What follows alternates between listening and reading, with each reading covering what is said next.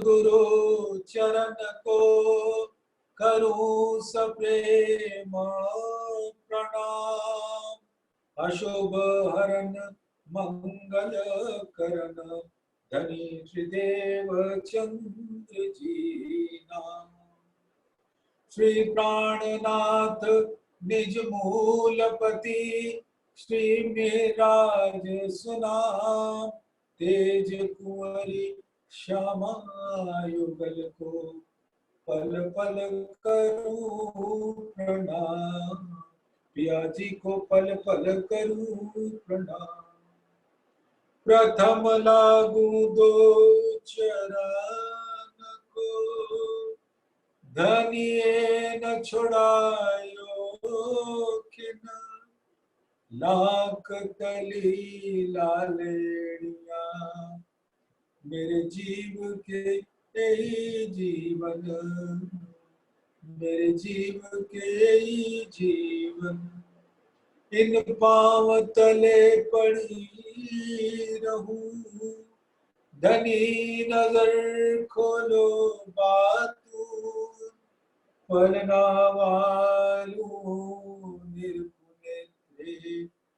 मेरे जीव के यही जीवन। मेरे जीव के जीवन। परम आदरणीय सुंदर साथी, हम सब मिल बैठकर राज जी के वचनों को सुन रहे हैं और अपनी सुरता मूल मिलावे में रख कर सुन। और जो राज जी ने हमें सुनने के लिए कान दिए हैं और धाम को देखने के लिए आंखें दी और बातूनी भेदों को समझने के लिए जागृत बुद्धि दी। ये तीनों नियामत अपने दिल के अंदर देखते हुए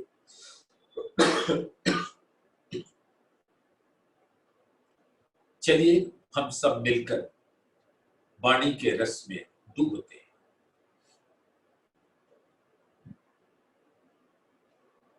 परम धाम की बड़ी वृत्त महामती के द्वारा प्रकट हुई और महामती जी का स्वरूप मिला इस वाणी को प्रकट करने के लिए स्वामी लालदास जी।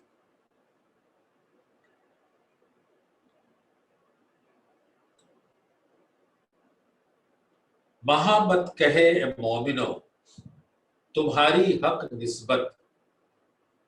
ये सुख देखे आपने उठो रोज कयामत। ये प्रकरण 97 की आखिरी चौपाई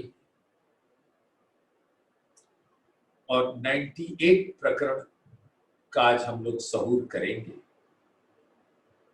सागर रांग जिमी नूर।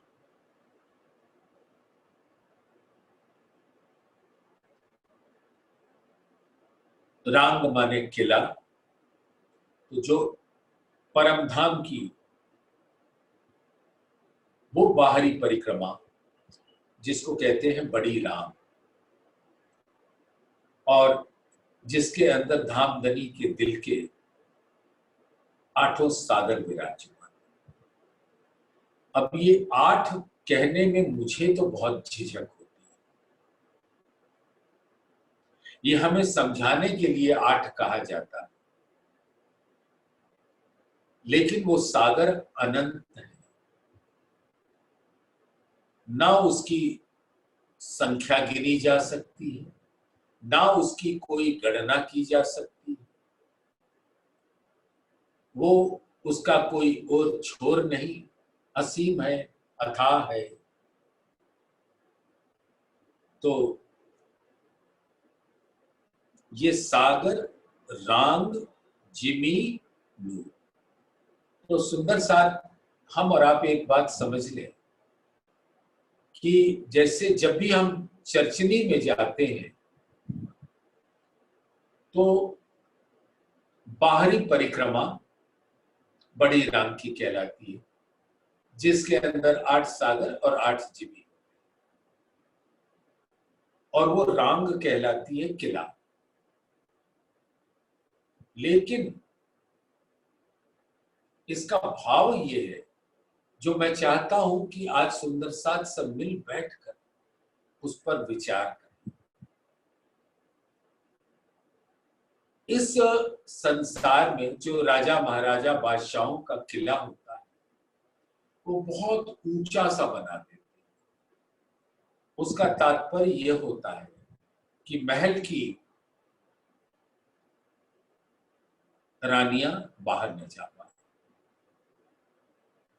और बाहर का कोई अंदर ना आ पाए।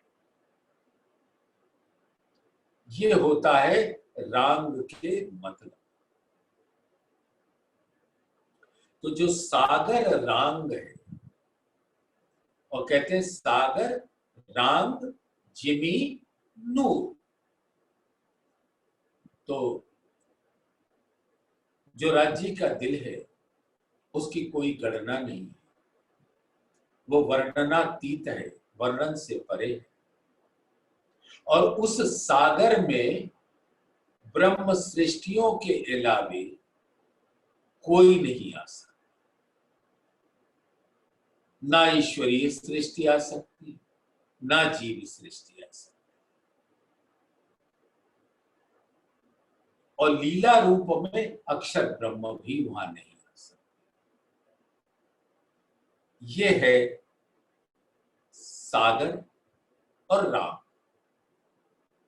तो रंग का मतलब अब आप लोग अपने दिल में समझ गए। जिमी नूर, ये जिमी क्या है? कई बार चर्चा में आया है। जिमी दिल को कहते हैं,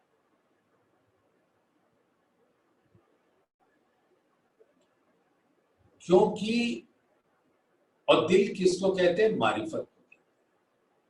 तो हकीकत को धारण करने वाला वो मारिफत होता है। हर लीला को धारण करने वाला दिल होता है।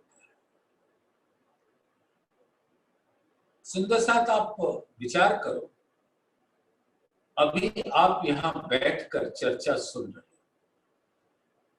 आपको ये, आपका तन यहां कैसे आया?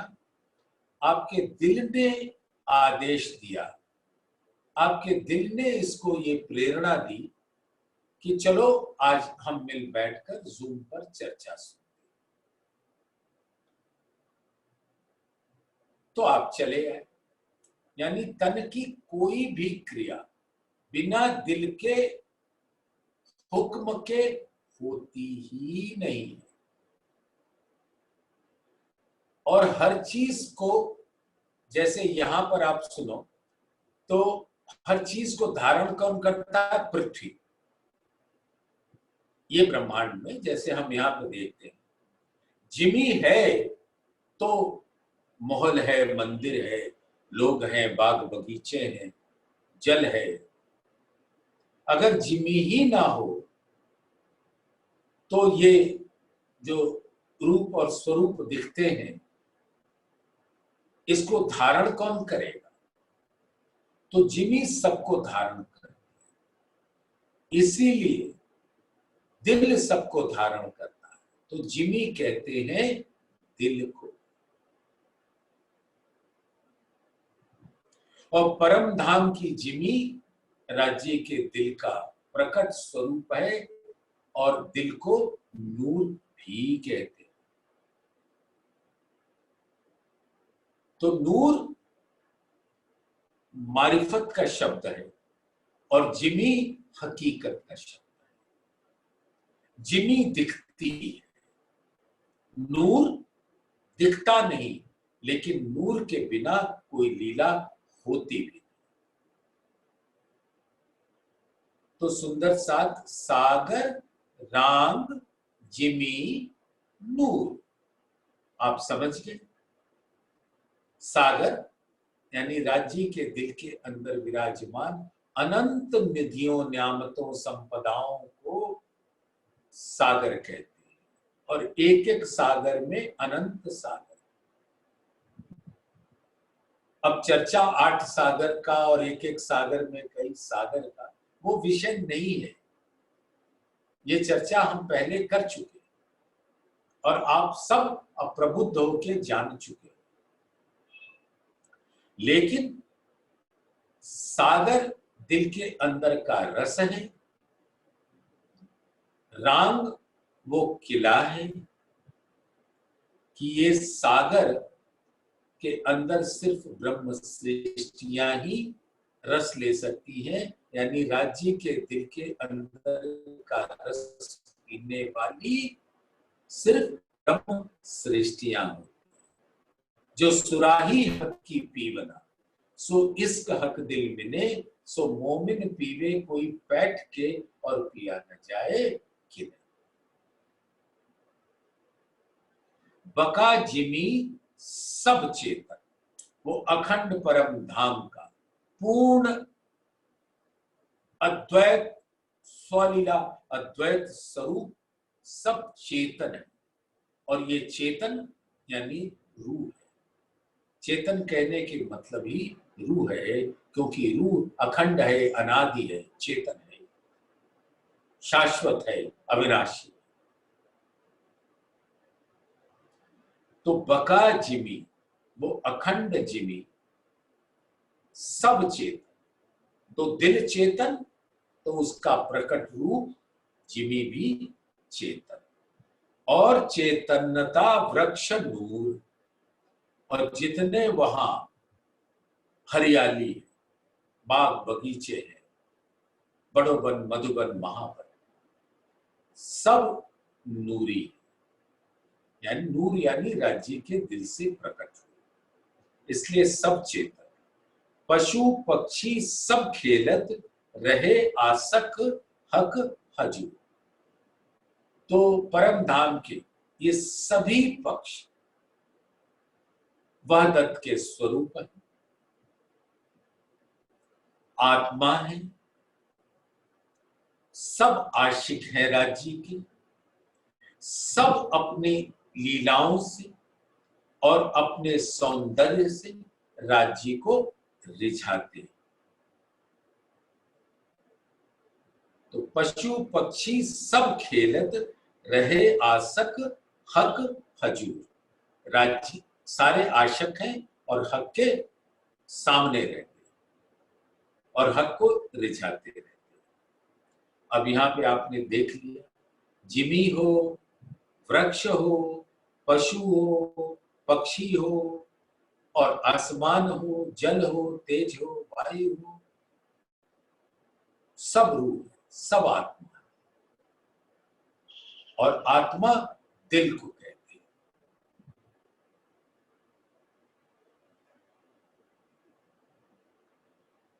सुंदर सा वो रूह कहलाती।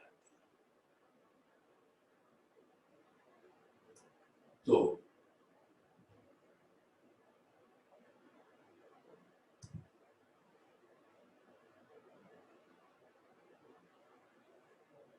एक क्षण के लिए जरा पॉज कीजिएगा।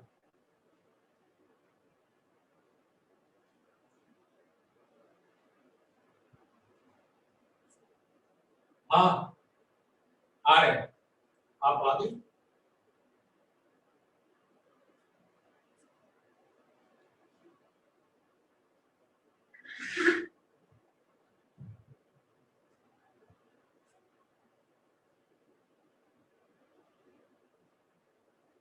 का जिमी सब चेतन और चेतनता वृक्ष नूर, पशु पक्षी सब खेलत रहे आसक हक हजूर। तो ये पहाड़, तिनका, जिमी, आसमान, जल, तेज, वायु, पशु, पंखी, दरखत, ये इतने नाम लेने से कहने का भाव यही रहता है कि परम धाम की हर लीला के स्वरूप राज्य के दिल का स्वरूप है और सभी चेतन है, सभी नूरी है और सभी का तन इश्क का है और सबों की सिर्फ एक लीला है धाम धनी को रिझाने की अपने सौंदर्य से और अपनी क्रीड़ाओं से। इसलिए वो आशिक भी कहलाते हैं।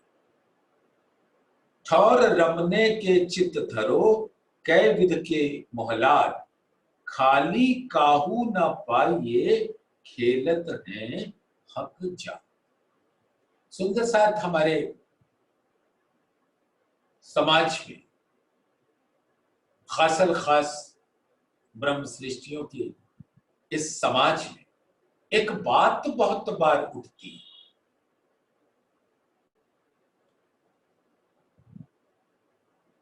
रूहें बेनियाज बीच दरगाह बारे हजार, ना जाने आप अर्श की साहेबियां अपार। तो सुंदर साथ के दिल में यह प्रश्न उठता है कि क्या सखियों की गणना सिर्फ 12,000 है कि 1,20,000 है कि 12 लाख है कि अनंत है? और अगर अनंत है तो 12,000 की गणना मूल मिलावे में क्यों की गई है?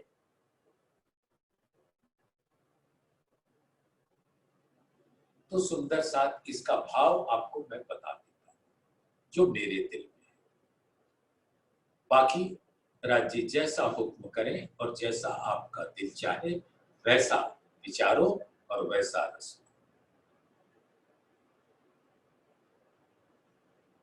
राज्य का दिल एक पुंज है जिसको कहते हैं नूर, और वहां से नूरी किरणें हर घड़ी हर पल निकलती हैं जो गिनी नहीं जा सकती। वो अनंत है, अनंत रंगों के साथ, अनंत लहरों के साथ नूर की किरणें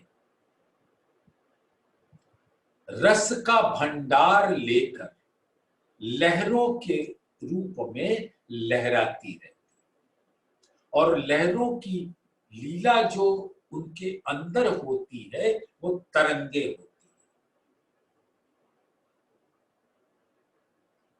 तो सुंदर साथ विचारना कि परम धाम के अभी हमने पढ़ा सुना समझा कि जिमी जात भी रूह की रूह जात आसमान, जल तेज वायु सब रूह को रूह जात पशु पंखी या दरखत रूह जिन से सब, हक अर्स वाहे दत्त में दूजा मिले न कछुए कम। या पहाड़ या तिनका सब चीज विद आतम, सब देख देखाई जाहिर जो देखिए माहे जस। ये 3 चौपाइयां मोहर लगा देती हैं इस बात पर कि परम धाम की चाहे आप चर्चनी सुनो, चाहे चर्चा सुनो, चाहे चितवन करो, हर चीज चेतन है और आत्मा है और नूरी है और इश्कमयी है। इसमें हेर फेर नहीं हो सकता। तो अब ये जरा बड़ी राम का नजारा ले, उसमें बताया गया है, हमारे परमहंसों ने उसे देखा, इंद्रावती जी ने भी देखकर बताया, लालदास जी ने भी देखकर बताया, जुगलदास जी ने भी देखकर बताया कि 12,000 भौम है और एक एक भौम में 12,000 भौम है, यानी 14 करोड़ 40 लाख भौम। और उनके अंदर इतने हवेलियां, महल, मंदिर, कोठड़ियां हैं कि जिनकी गिनती बेशुमार है। हमें यही नहीं समझ आएगा कि यहां की बुद्धि से उसमें कितने जीरो लगा है। तो हम यहां की बुद्धि से तो समझ नहीं सकते। अब मूल मिलावे में बैठो जागृत बुद्धि के साथ। तो इतने महल, मंदिर, कोठड़ियां हैं और सबके अंदर रूहें हैं, कोई कोठड़ी खाली नहीं है, कोई थंब खाली नहीं है, कोई मेहराब खाली नहीं है, सब नूरी है, नूर से भरा हुआ, यानी राज्य के दिल से भरा हुआ। तो आत्मा ही आत्मा है, आत्मा का नजारा है प्रकट। तो परम धाम का कोई भी स्थान रूहों से खाली नहीं है, नूर से खाली नहीं है, इश्क से खाली नहीं है और चेतन। तो सुंदर साथ क्या है? ठौर रमने के चित्त धरो। जिस जगह भी आप जाओगे अपनी सुरता से, वहीं आपको आपकी संगी आत्माएं मिलेंगी। तो ये 12,000 की गिनती क्यों दी गई? इसका भाव सुंदर साथ ये कि मूल मिलावे में जो ये 12,000 की गिनती बताई, वो पर आत्म के वो तन है जो मूल मिलावे में बैठे हैं, और परम धाम के सभी आत्मा उन पर आत्म के तनों में अरस परस हो जाती है। और ये 12,000 अरस परस है श्यामा जी के तन, और श्यामा जी अरस परस हो जाती है राज्य के दिल के तन। तो राज्य का दिल जो मारिफत स्वरूप है, नूर है, इश्क से लबालब भरा है, उसकी ही नूरी किरणें परम धाम में। तो जैसे देखा तो कहीं 4 दिखी, तो कहीं 2 दिखी, तो कहीं 8 दिखी, तो कहीं 16 दिखी, कहीं 32 दिखी, कहीं 12,000 दिखी, तो कहीं बेशुमार दिखी। सुंदर साथ विचारिएगा,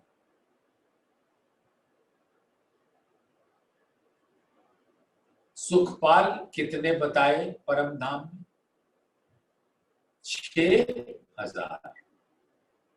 और एक एक सुखपाल पे कितने बैठते हैं? 2,000। तो कितने हो गए? 12,000। और तख्तरवा पे कितने बैठते हैं? हम वाणी में सुनते हैं, हमारे विद्वान लोग चर्चा करते हैं कि ये 12,000 सखियां जुगल स्वरूप के साथ एक साथ तख्तरवा पे बैठते हैं। लेकिन मुझे ऐसा लगता है कि तख्तरवा राज्य का दिल है, जिसके ऊपर वो अनंत परम धाम सभी आत्माओं के साथ आकर विराजता है। और वो जहां भी रमण करना चाहे, ठौर रमन के चित्त धरो, जहां घूमना चाहे वो तख्तरवा ले जाता है। इसलिए परम धाम का हर स्वरूप आत्मा है, नूरी, इश्कमयी। खाली काहू न पाइए, खेलत है हक जात, हक जात यानी आत्मा, कि कोई जगह आत्माओं से खाली नहीं। सुंदर साथ हम लोग कई बार पाट घाट पे गए। अब आज मेरा सुंदर साथ प्यार से बताएगा कि पाट घाट पे कितने ब्रह्मात्माएं का बयान आता है। 12,000। और राजी और श्यामा जी, और जमुना जी में कितनी बूंदें हैं जल की। सुंदर साथ, जमुना जी के अंदर जो घड़नाले से जल निकलता है, क्या आपने कभी उसकी बूंदों को गिना है? ड्रॉपलेट्स। और हर ड्रॉप उसका, हर बूंद उसकी आत्मा है। तो अब आत्माओं की गिनती बताओ। जो पोखराज पहाड़ से जल गिरता है 10 घड़नालों से होते हुए जमुना जी के रूप में लहराता हुआ हौज कौसर में जाता है, तो अगर जलरौस की एक रेती आत्मा है तो जमुना जी के जल की हर बूंद भी आत्मा। क्या हम और आप किसी भी बुद्धि से जल की बूंदों को गिन सकते हैं? नहीं, क्योंकि वो अनंत है। इसलिए परम धाम में जहां भी नजर घुमाइए वो अनंत है, आत्मा से खाली नहीं है। नहीं तो अक्सर ये सोचते हैं कि 12,000 तो रंग परवाली मंदिर में अपने अपने मंदिरों में पधारे, तो सागर, बड़ी राम के जो सागर हवेली है जहां 14 करोड़ 40 लाख भौम है और हर भौम के अंदर अनंत महल मंदिर हवेलियां कोठड़ियां हैं, तो क्या सब खाली रहती हैं? वहां कोई शयन नहीं करता, वहां कोई नृत्य नहीं करता, क्या वहां आरोगने की लीला नहीं होती? सब कुछ होता है। जो रंग महल के अंदर होता है वही लीला परम धाम के हर स्थान पर होता है। खाली काहू न पाइए खेलत हैं हक जात, जो पूरब तरफ देखिए जित रहत नूर जलाल। अब ऐसा दामधनी ने बताया कि रंग महल जमुना जी के पश्चिम तरफ है और अक्षरधाम पूरब की तरफ, जहां पर नूर जलाल विराजते हैं। दायम आवे दीदार को मुजरे को नूर जमाल। और वो रोज दामधनी के नैनों से अपनी इश्क की खुराक पीने के वास्ते चांदनी चौक में अपनी फौज के साथ आकर खड़े होते और धामधनी तीजी भूम से अपनी नजर घुमाकर उनको अपने दिल का इश्क पिला देते हैं। वो उनके 24 घंटे की खुराक। फिर अगले दिन सुबह 7:30 बजे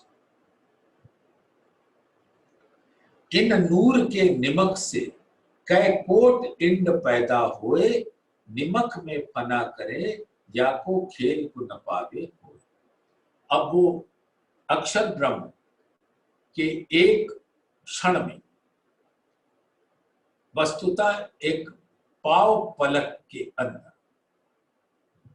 यानी यूं समझें कि एक पलक जो ऐसे गिरती है और उठती है, इसमें जितना क्षण लगा उसके 1/4 भाग करोड़ों ब्रह्मांड करोड़ों बार बनकर मिट जाते।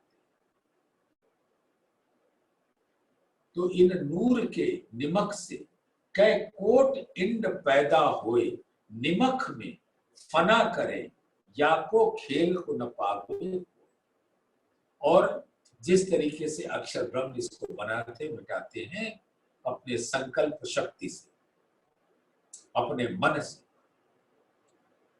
उसकी गणना नहीं की जा सकती। जैसे आप किसी महासागर के तट पर बैठे जहां रेती ही रेती, तो हम रेती के कणों को कहां गिन पाए? तो इस खेल को भी इतनी बार बनता है, मिटता है, और इतने सारे बनते हैं, मिटते हैं। अभी मैं आपको अंतरिक्ष के गैलेक्सीज में निहारिकाओं में नहीं ले जाऊंगा, उसका कोई औचित्य अभी नहीं है, कभी मिल बैठ के बातें करेंगे। तो इस ब्रह्मांड के सबसे छोटे से गैलेक्सी में हम एक छोटा सा भाग है जो हमें यहां इतना विस्तृत दिखता है। तो कहते हैं जिमी पार न तिनका, बाग मोहर सब नूर, पशु पक्षी सब नूर में, जहां रहे हमेशा जहूर।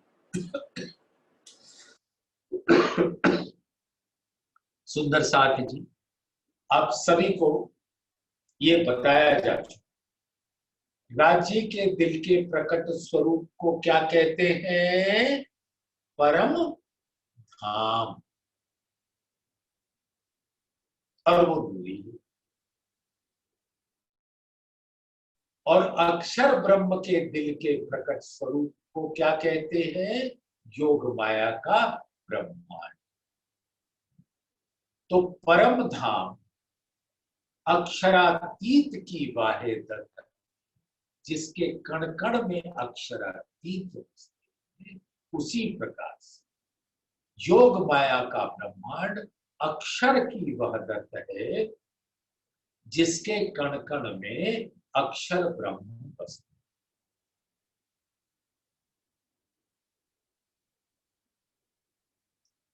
तो योग माया के ब्रह्मांड के जिमी का कोई पार नहीं, क्योंकि सब अक्षर ब्रह्म के दिल के प्रकट स्वरूप। जैसे राज्य का दिल परम धाम, इसलिए वो जिमी परम धाम की कहलाती है। अक्षर ब्रह्म का दिल योग माया का ब्रह्मांड है, तो योग माया के ब्रह्मांड की जिमी कहलाती है। तो उस जिमी का कोई पार नहीं, और बाग मोहर सब नूरी हैं, क्योंकि अक्षर ब्रह्म के दिल का प्रकट स्वरूप है। और अक्षर ब्रह्म का दिल भी नूर, नूर जलाल है।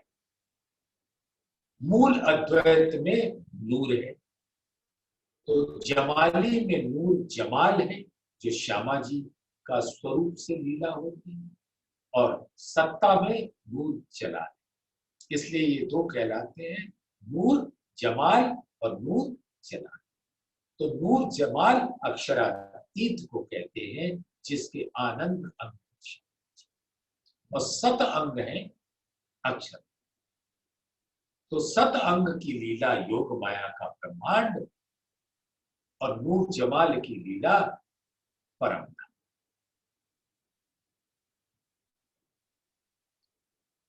जिमी एक रस नूर में बसत जबराइल चित। तो योग माया के ब्रह्मांड में जो सत स्वरूप ब्रह्म है, सत स्वरूप ब्रह्म सुंदर साथ आप समझते हैं, सत स्वरूप अक्षर ब्रह्म का दिल जहां बसता है। अब जो अक्षर ब्रह्म का नूरी तन है वो तो अक्षरधाम, और दिल भी अक्षरधाम के अंदर, यानी वो दिल अक्षर की मार्फत, और योग माया का ब्रह्मांड अक्षर की वहदत, अक्षर की हकीकत। तो उसका जैसे परम धाम में हमारा रंग महल है, वैसे ही योग माया के ब्रह्मांड में सत स्वरूप ब्रह्म है, जहां पर अक्षर के दिल का प्रकट स्वरूप विराजता है, जैसे राज्य का दिल अभी मूल मिलावे में विराजता और रंग मोहर में विराजता। तो जिमी एक रस नूर में वसत जबराइल चित। तो जबराइल कहाँ रहता है? सत स्वरूप ब्रह्म में, जो अक्षर ब्रह्म के दिल का प्रकट स्वरूप है। इससे सुंदर साथ को ये कभी घबराहट हो सकती कि जिमी एक रस नूर में, तो वो तो परम धाम होगा, तो बसत जबराइल जी, तो परम धाम में जबराइल कैसे जाए? तो परम धाम जबराइल में जबराइल नहीं जाता। उसकी हद है सत स्वरूप, जो योग माया के ब्रह्मांड का, जहां से आगे प्रकटीकरण, वो अक्षर ब्रह्म के दिल का प्रकट स्वरूप। तहां से ल्यावे नूर रोशनी, आए देत मोमिनों को इत। तो जबराइल नूर की रोशनी लेकर यहां पर आके आत्माओं के दिल को पाक साफ और रोशन कर। वकीली मोमिनों की करत जबराइल जोर, जहां मोमिन बसत हैं देत पर दक्षिणा तिल और जबराइल को यह हुक्म होता है कि अपने मोमिनों को हर माया के कष्टों से बचा के रखो, जिससे वो एकाग्रचित होकर अपने धाम धनी के चरणों में अपनी स्थिरता लगा सके। जहां मोमिन बसत हैं देत पर दक्षिणा तिल। तो जहां पे इस ब्रह्मांड में मोमिन बसते हैं, वहां जबराइल राज्य के हुक्म से प्रदक्षिणा करता रहता है कि दुनिया की सब बलाएं दूर रहें और वो जबर मोमिनों तक न पहुंचने पाए। मोमिनों को रोशन करे जोश जबराइल आए, संदेशे हक सुभान के मोमिन को पहुंचा। तो मोमिनों के दिल को रोशन करे, और जबराइल साहब संदेशे हक सुभान के आकर मोमिनों तक पहुंचा। यानी कि जब तक वो जोश मोमिनों के अंदर नहीं आता, तब तक वो वाणी को ग्रहण नहीं करता। कामिल अकल मोमिन की असराफील बजावत सूर। और मोमिनों की अक्ल जागृत बुद्धि की होती है, अर्श की होती है। असराफील बजावत सूर, और असराफील फरिश्ता जो हुक्म के अधीन है, राजी उस असराफील को हुक्म देते हैं कि इन पाक दिल साफ रोशन मोमिनों के दिल में जाकर हमारे संदेशों का खुलासा।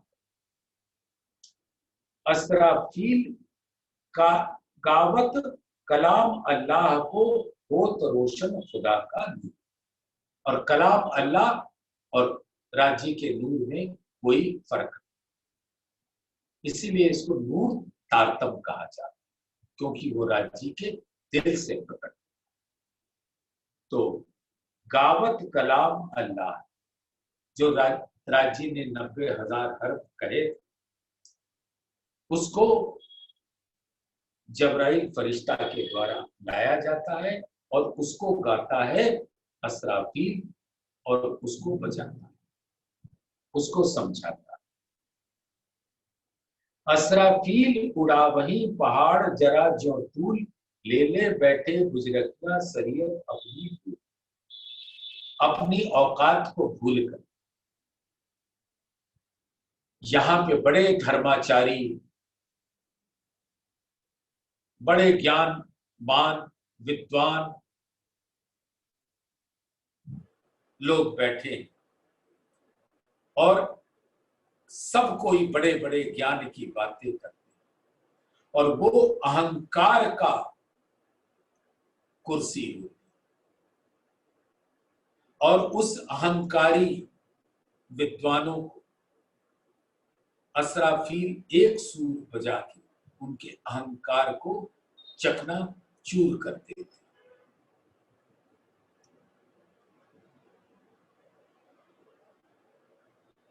ते पहाड़ उड़ाए फूंक से जो आंख तूल उड़े बिना बाय। आंख माने अहंकार। तो एक फूंक से असराफील उनके अहंकार को उड़ा देता है।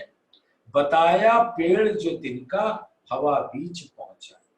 ये जुल्मत से पैदा, शून्य से पैदा लोग शून्य में जाके समा जाते।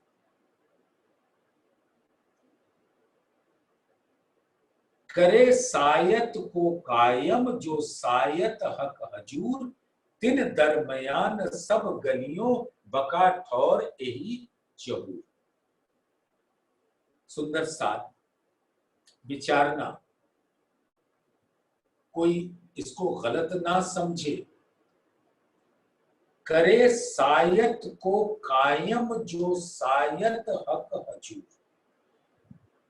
ऐसे देखने में लगता है कि असराफील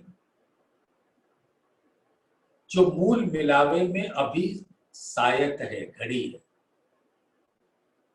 वो असराफील अखंड करेगा। करे सायत को कायम जो सायत हक हजूर। राज्य के चरणों में जो वही घड़ी चल रही है और सारी ब्रह्म सृष्टियां बैठी हैं, यानी मूल मिलावे को अखंड करेगा। उस सायत घड़ी में जो बातें हुई उसको अखंड करेगा। ना सुंदर साथ, इसका भाव ये नहीं। असराफील की क्या औकात, जो परम धाम ऐसे ही अखंड अविनाशी है, उसको कहीं अखंड करेगा ना। इसका भाव ये नहीं। वो सायत क्या है? जब रूहें इस यहां उतरी, कहिया उतरते हक ने अलस्तो बेरब को। सो इस घड़ी सोई घड़ी सोई साई। तो जैसे आत्माएं यहां उतरी,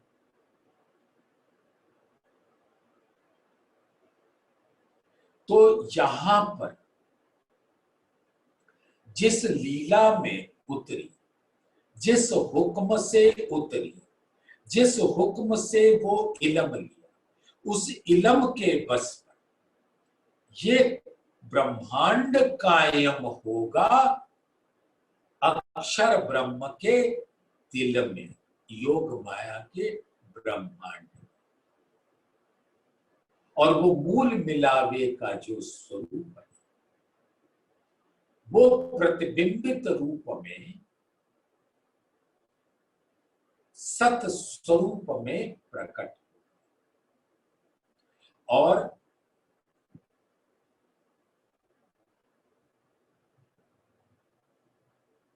मेहरराज ठाकुर के अंदर विराजमान जीव मरुका और देवचंद्र जी के अंदर विराजमान उस तन देवापी जी, ये दोनों सत स्वरूप में प्रतिबिंबित स्वरूप की लीला करेंगे, मानो राजश्यामा जी की।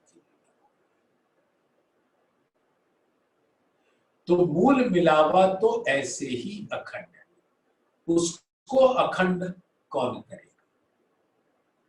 हाँ, यहां पर इल्म के द्वारा परिक्रमा का ग्रंथ उतरा, जिसके अंग अंग को इंद्रावती ने अपने दिल में धारण किया और उस दिल में अक्षर ब्रह्म भी विराजमान है, तो उन्होंने भी धारण किया और ए बानी अद्वैत में गाऊं निज स्वरूप की नींद हो, सब संयन को भेल जगाऊं पीछे अक्षर को।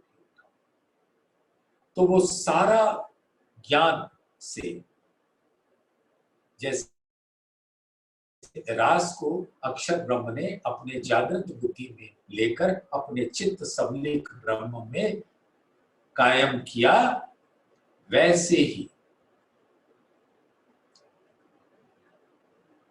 मूल मिलावे परम धाम के स्वरूप ग्रहण करते अक्षर ब्रह्म इल्म से, और जब हुक्म होगा तो ये ब्रह्मांड अखंड होगा योग माया के ब्रह्मांड में, और अक्षर ब्रह्म की सुरता सत्स्वरूप ब्रह्म में राजश्यामा जी का स्वरूप था।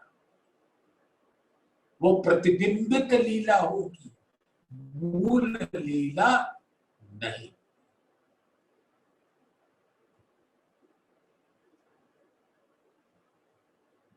तो करे सायत को कायम जो सायत हक हजूर, तिन दरमियान सब गलियों बका ठौर यही हजूर, यानी परम धाम वहां अखंड होगा। कहां? सत स्वरूप।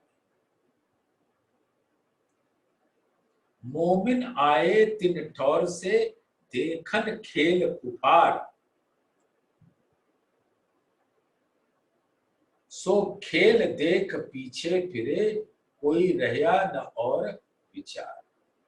और परम धाम से रूहें इस ब्रह्मांड में आई कुफ्र का खेल देखने के वास्ते, यानी अक्षर का वो खेल जो बन के मिट जाता है।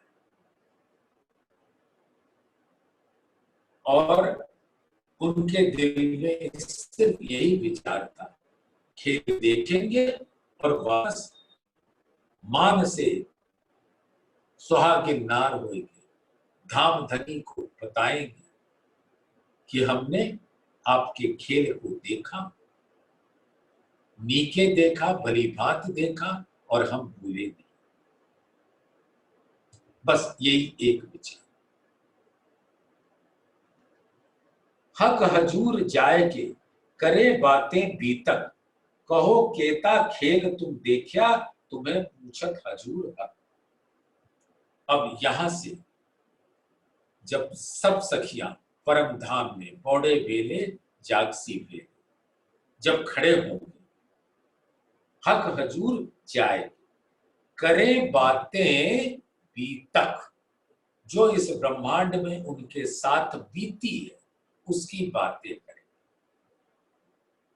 चौपाई कहती है पौधे भेले, यानी एक साथ सुरताएं इस ब्रह्मांड में आई अक्षर की, पौधे भेले जागसी भेल, और एक साथ हम अपने मूल तनों में उठ खड़े होंगे जब 7वें दिन की लीला होगी।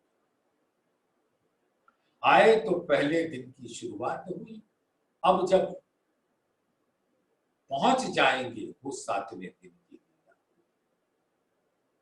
तो कहते हैं कि पौधे भेले जागसी भेले खेल देखा सबों एक, अक्षर के खेल को देखा और कुछ नहीं देखा।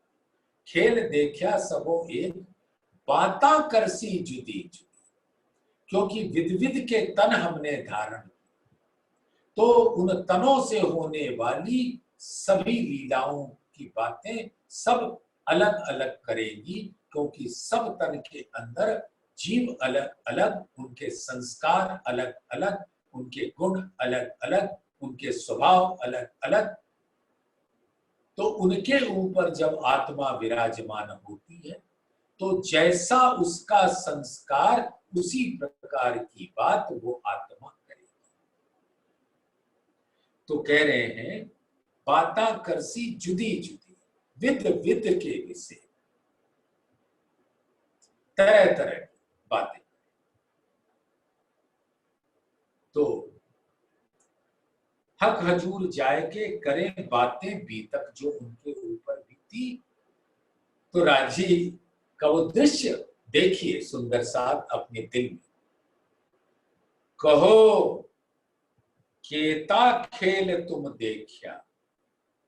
अब राजी पूछेंगे तुमने कितना देखा और कैसा देखा और क्या मिला, क्या खोया, क्या पाया, जरा कुछ तो बताओ। कहो केता खेल तुम देखा, तुम्हें पूछत हजूर हक। राजी के दरबार में मूल मिलावे में जब सब सखियां एक साथ खड़ी होंगी तो राजी सबसे पूछेंगे कि कहो भाई कैसा था वो खेल और तुमने कितना देखा, क्या पाया और क्या खोया। अब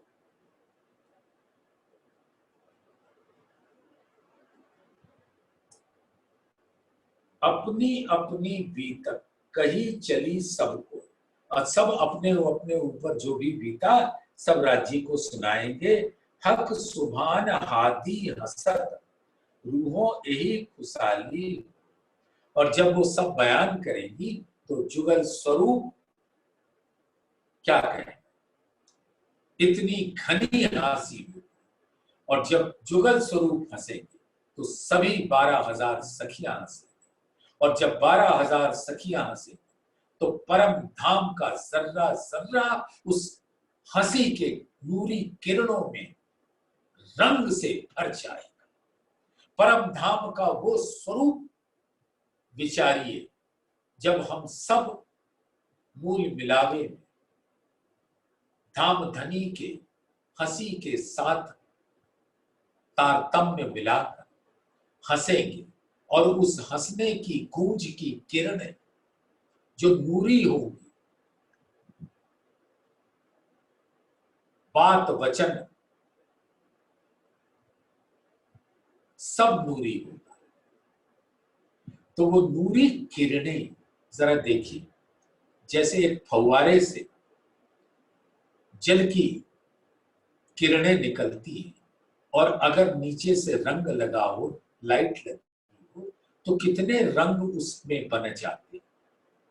ऐसे ही वो हंसी होगी नूरी जो जिमी से लेके आसमान तक परम धाम के अनंत आत्माओं के स्वरूप उस हंसी के भाग होंगे। और ऐसी घनी हंसी परम धाम के 25 पक्षों में गूंजेगी अपने नूर के साथ, अपने अनंत रंग और रस के साथ, जिसका हिसाब नहीं।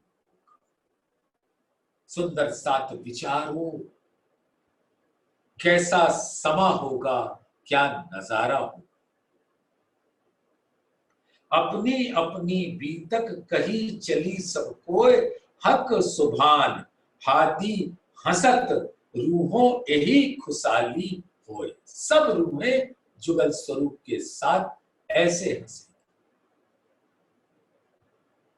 तो ये घनी हंसी, नूरी हंसी और नूर की रंग की किरणें उस हंसी की गूंज में जैसे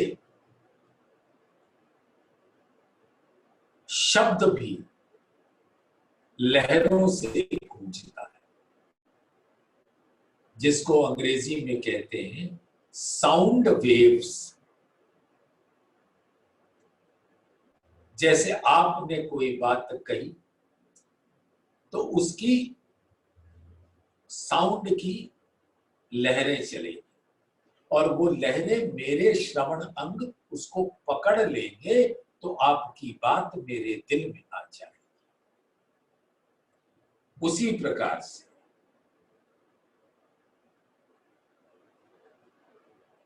जब वो हंसी की गूंज होगी, उसकी जो साउंड होगी, उसकी जो लहरें होंगी और परम धाम का 25 पक्ष आत्मा का स्वरूप एक साथ हंसेगा। वहादत है, जो बात सुंदर साथ ने मूल मिलावे में धाम धनी को बताया, वो परम धाम के हर पक्ष में वो बात पहुंच गई।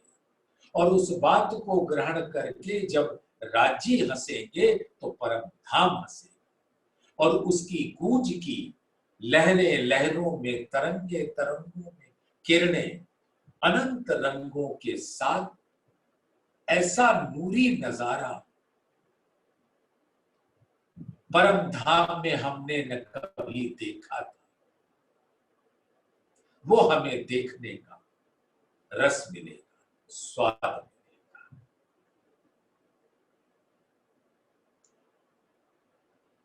इन खेल देखन को हम धाये जोर, रहे वतन बिसर के, करे बातें हासी ठौर ठौर।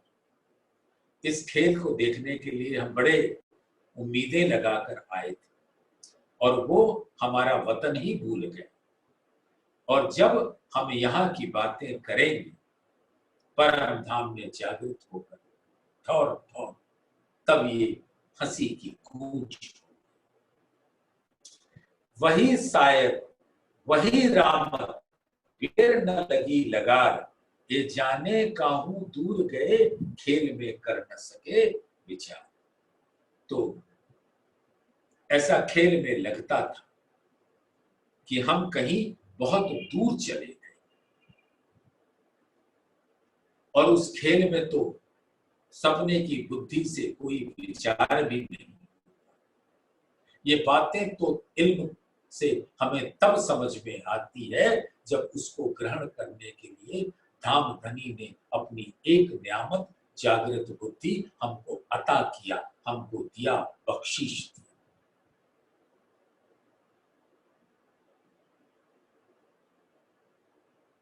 और खेल में इसका विचार नहीं जब तक इल्म और जागृत बुद्धि का संग नहीं मिला।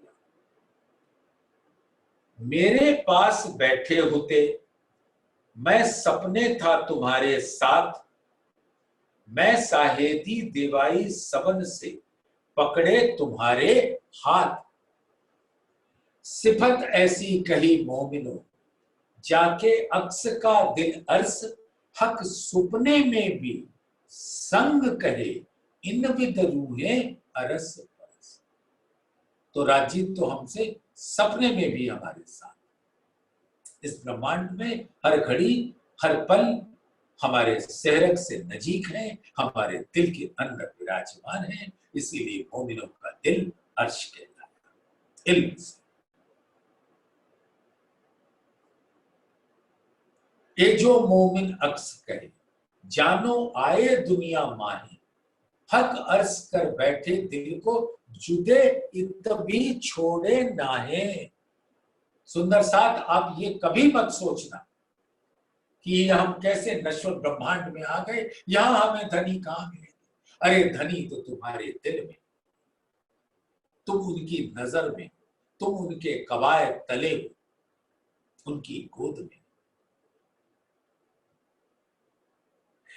इस सपने में भी धनी हमारे साथ, एक क्षण के लिए भी हमसे जुदा नहीं। मेरे पास बैठे होते, मैं सुपने था तुम्हारे साथ, मैं साहेदी देवाई सबन से। सब वेद कतेब के ग्रंथों के द्वारा सब साक्षी दिला दी कि मैं रूहों के दिल में बैठता, और तुम्हारे हाथ मेरे हाथ में, पकड़े तुम्हारे हाथ। तब तुम मुझसे पूछते, मैं तब ही देत जवाब, पर तुम कैसो ना मानत, तुम्हें क्यों ही ना उड़े। अब इस ब्रह्मांड में आने के बाद आप अपनी बुद्धि लगाना शुरू कर देते, तो मैं उसी क्षण तुम्हें जवाब भी देता हूं, पर तुम मानते नहीं, क्योंकि फरामोश तुम्हें क्यों ही ना उड़े ख्वाब। और ये सपने का जो पर्दा तुम्हारे ऊपर फरामोशी का पड़ा है, वो उड़ता नहीं। अब आ गया ना, मैं सहरग से नजीक बैठा तुम्हारे पास, मैं तुम्हें देखो तुम मुझको, पर तुम क्यों ना करो विश्वास। सुंदर साहब, ये चौपाई फिर से एक बार बहुत ध्यान से सुनिए।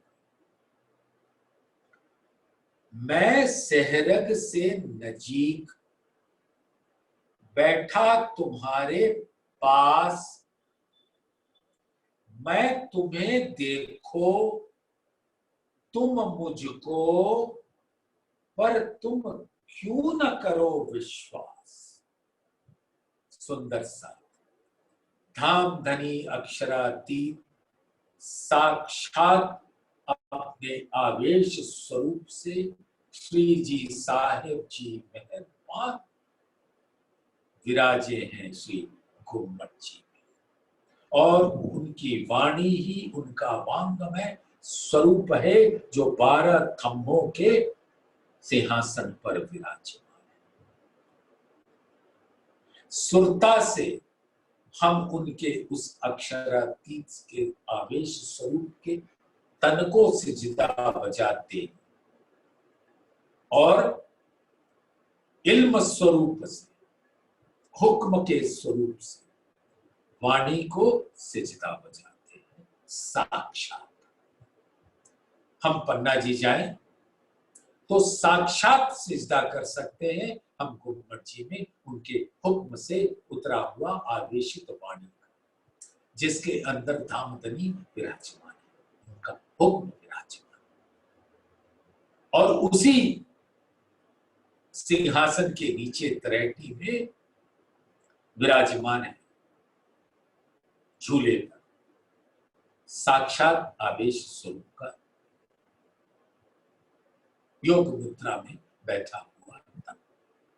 तो सुरता से हम वहां सिजदा करते हैं और साक्षात हम घुम्मट जी में करते हैं, लेकिन वो आवेश स्वरूप और वांगमय स्वरूप हुक्म से जुड़ी हुई, वो अलग नहीं की जा सकती। इसलिए वहां पर विराजे वाणी की महत्ता ही कुछ और है। हम सबके घरों में वाणी, सब राज्य का स्वरूप है, हुक्म का स्वरूप, लेकिन जो वहां पे 12 थंभों के बीच में सिंहासन पे विराजमान है, उसकी महिमा कुछ और ही है। तो कह रहे हैं, मैं सहरग से नजीक बैठा तुम्हारे पास, मैं तुम्हें देखो तुम मुझको, पर तुम क्यों ना करो विश्वास। लेकिन कई सुंदर साथी जिनको इस बात पर विश्वास ही नहीं। सुंदर साथ